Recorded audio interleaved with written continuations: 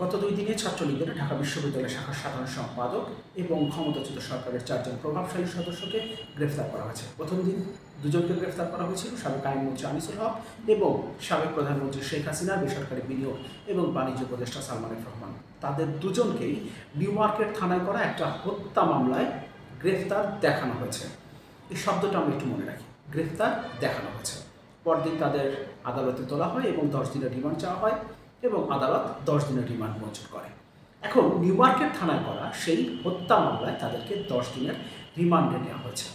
এরপর দিন অর্থাৎ গতকাল রাতে গ্রেফতার হয়েছেন 3 জন: সাবেক ডেপুটি স্পিকার শামসুল হক টুকু, সাবেক আইসিটি প্রতিমন্ত্রী জুনায়েদ আহমেদ পলক এবং ছাত্রলীগের ঢাকা বিশ্ববিদ্যালয় শাখার সাধারণ সম্পাদক তানভীর আহমেদ সৈকত। পুলিশের পক্ষ থেকে বলা হচ্ছে, গোপন সংবাদের ভিত্তিতে নিকুঞ্জ এলাকায় অভিযান চালিয়ে এই 3 জনকে গ্রেফতার করা হয়েছে এবং গ্রেফতারের পর তাদেরকে পল্টন থানায় করা একজন রিকশা চালককে হত্যার মামলায় গ্রেফতার দেখানো হয়েছে। আবারও সেই গ্রেফতার দেখানো হয়েছে। এমনকি গণমাধ্যম যখন এই রিপোর্টগুলো প্রকাশ করছে, বিশেষ করে টিভি চ্যানেলগুলো যখন এই খবরটা প্রকাশ করছে, তখন তারা বারবার এই শব্দটা রিপিট করছে, তাদেরকে গ্রেফতার দেখানো হয়েছে। আমরা নিশ্চয় জানি, সাবেক প্রধানমন্ত্রী শেখ হাসিনা পদত্যাগ করে দেশ থেকে পালিয়ে যাওয়ার পর সাবেক আইসিটি প্রতিমন্ত্রী জুনায়েদ আহমেদ পলক এবং ছাত্রলীগের ঢাকা বিশ্ববিদ্যালয় শাখার সাধারণ সম্পাদক তানভীর আহমেদ সৈকত এয়ারপোর্ট দিয়ে দেশ থেকে পালিয়ে যাওয়ার চেষ্টা করেছিলেন। সেখান থেকে তাদেরকে সেনাবাহিনী আটক করে এবং এরপর থেকে তারা কোথায় আছেন সে ব্যাপারে কারো কোনো ধারণা ছিল না। তবে সেনাবাহিনীর প্রধান একদিন আগে এই ব্যাপারে ধারণা দিয়েছেন। তিনি ক্যাটাগরিক্যালি একটা প্রশ্নের জবাব দিয়েছিলেন, যেখান থেকে স্পষ্ট হয় যাদেরকে এয়ারপোর্ট থেকে এবং বিভিন্ন সীমান্ত চৌকি থেকে আটক করা হয়েছে, সেনাবাহিনী যাদেরকে আটক করেছে তারা কোথায় আছেন। কিন্তু হঠাৎ করেই একদিন পরে আমরা দেখলাম তাদেরকে গ্রেফতার করা হলো গোপন সংবাদের ভিত্তিতে অভিযান চালিয়ে। সেনাপ্রধান কি বলেছিলেন ক্যাটাগরিক্যালি আমরা একটু দেখি। বিমানবন্দর বা সীমান্ত চৌকি থেকে আটক আওয়ামী লীগ নেতাদের আনুষ্ঠানিকভাবে গ্রেফতার দেখানো হবে কি না এমন প্রশ্নের জবাবে সেনাপ্রধান বলেন, যাদের জীবন বিপন্ন হওয়ার হুমকি রয়েছে তাদের সেনাবাহিনী আশ্রয় দিয়েছে, তবে যাদের বিরুদ্ধে আইনগত অভিযোগ রয়েছে তাদের বিচারের মুখোমুখি হতে হবে। তিনি জোর দিয়ে বলেন, সেনাবাহিনী এই ব্যক্তিদের বিরুদ্ধে যে কোনো বিচার বহির্ভূত পদক্ষেপ প্রতিরোধ করতে প্রতিশ্রুতিবদ্ধ। আমরাও সেটাকে সমর্থন করি। আমরা কোনো ধরনের বিচার বহির্ভূত হত্যাকাণ্ড এদেশে চাই না। এমনকি বিচার বহির্ভূতভাবে যদি কেউ কাউকে আঘাত করে সেটাও আমরা সমর্থন করি না। সুতরাং সেনা হেফাজতে তারা থাকতে পারেন। তাদের নিরাপত্তার কথা চিন্তা করে, তাদের জীবনের হুমকির কথা চিন্তা করে সেনাবাহিনী যদি তাদেরকে আশ্রয় দিয়ে থাকে, তাহলে সেই তালিকা প্রকাশ করাটা জরুরি। কিন্তু তালিকা যদি প্রকাশ নাও করে, তারপরেও এভাবে কেন তাদেরকে গ্রেফতার দেখানো হবে এবং সেই শব্দটা কেন আবারও ফিরে আসবে, যে শব্দটাকে আমরা প্রচণ্ড রকম ঘৃণা করি। আওয়ামী লীগের 15 বছরের শাসনামলে আমরা দেখেছি বিএনপি সহ বিরোধী দলের নেতাকর্মীদের বিভিন্ন মামলায় গ্রেফতার দেখানো হয়েছে। কোথাও কোনো একটা ঘটনা ঘটলে, এমনকি কোথাও বজ্রপাত হয়েছে, সেটাকে বোমা হামলা হিসেবে চালিয়ে দিয়েও মামলা হয়েছে, যেখানে 50 থেকে 100 জনের নাম উল্লেখ করা হয়েছে, বাকি 1000-1500 মানুষকে অজ্ঞাতনামা হিসেবে এই মামলায় ঢুকিয়ে দেওয়া হয়েছে। পরবর্তীতে বিএনপি বা অন্যান্য যে কোনো রাজনৈতিক দলের নেতাকর্মী কিংবা সাধারণ মানুষকেও যদি গ্রেফতার করা হয়েছে, তাহলে অমুক মামলায় তাদেরকে গ্রেফতার দেখানো হয়েছে। এভাবেই আমাদের সামনে উপস্থাপিত হয়েছে বিষয়গুলো এবং তারপর তাদের নামে রিমান্ড চাওয়া হয়েছে, তাদের রিমান্ড মঞ্জুর হয়েছে এবং রিমান্ডে নিয়ে নির্মম নির্যাতন করা হয়েছে, বিচার বহির্ভূতভাবে হত্যা হয়েছে, গুম হয়েছে, এগুলো তো হয়েছেই। পাশাপাশি এই গ্রেফতার দেখানো, এই একই শব্দ কেন আবারও ফিরে আসবে? এত বড় একটা রক্তক্ষয়ী লড়াইয়ের মধ্য দিয়ে, ছাত্র জনতার অভ্যুত্থানের মধ্য দিয়ে আমরা যে বিজয় অর্জন করলাম, তারপরে এই নতুন বাংলাদেশে কেন সেই শব্দটা ফেরত আসবে? সবচেয়ে আশঙ্কার বিষয় হলো, এই ধরনের ঘটনাগুলো অন্তর্বর্তী সরকারকে প্রশ্নবিদ্ধ করবে। এই অন্তর্বর্তী সরকারের উপরে দেশের মানুষের অনেক প্রত্যাশা। গত 15 বছরে আওয়ামী লীগ সরকার দেশের সবগুলো ইনস্টিটিউশনকে ধ্বংস করেছে। এই সবগুলো ইনস্টিটিউশনকে রিফর্ম করে এমন একটা স্ট্রাকচার দাঁড় করাতে হবে, যার উপরে দাঁড়িয়ে শেখ হাসিনার মতো আর কোনো দানবের জন্ম না হয়।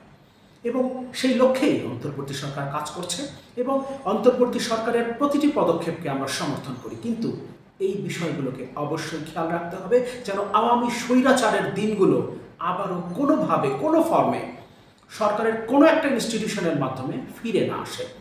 আলোচনার একদম শেষে ব্রিটিশ সাংবাদিক ডেভিড বার্গম্যানের টুইটটা আমরা দেখব। তার আগে 2-1টা বিষয় একটু কথা বলতে চাই।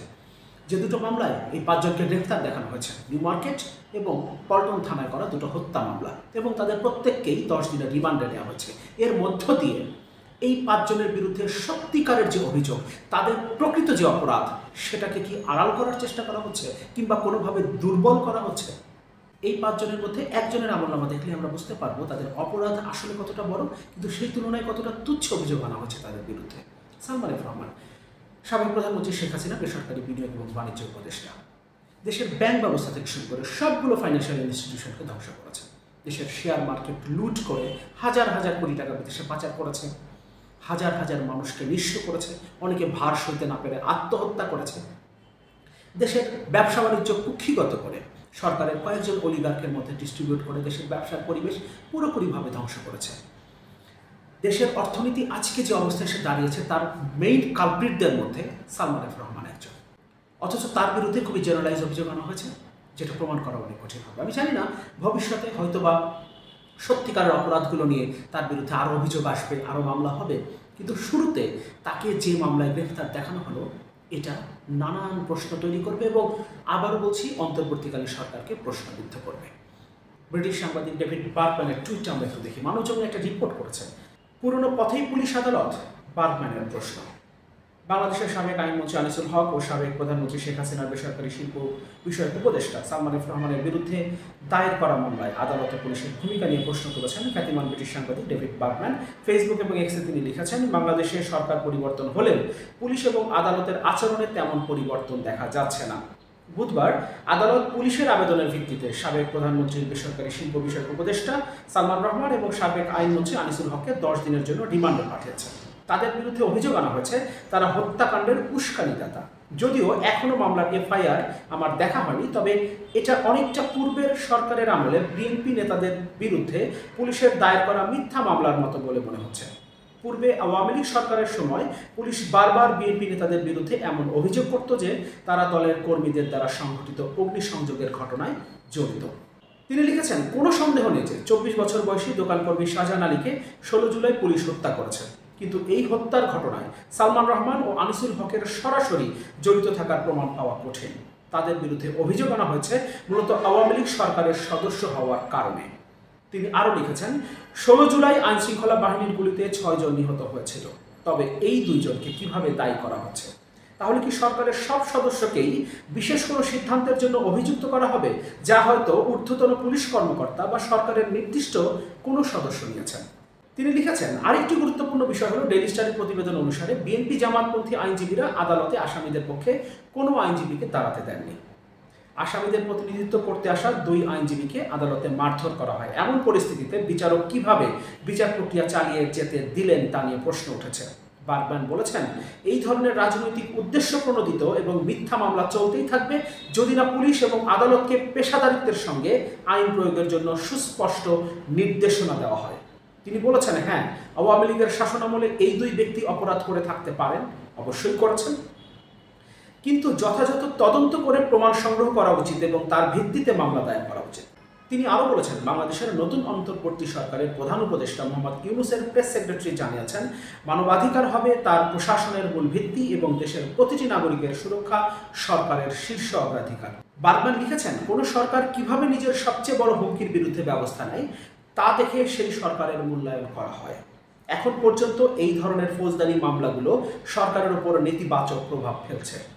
যদি এটি নিয়ন্ত্রণ করা না হয় তাহলে নতুন সরকার মানবাধিকারের কোনো দাবি করতে পারবে না।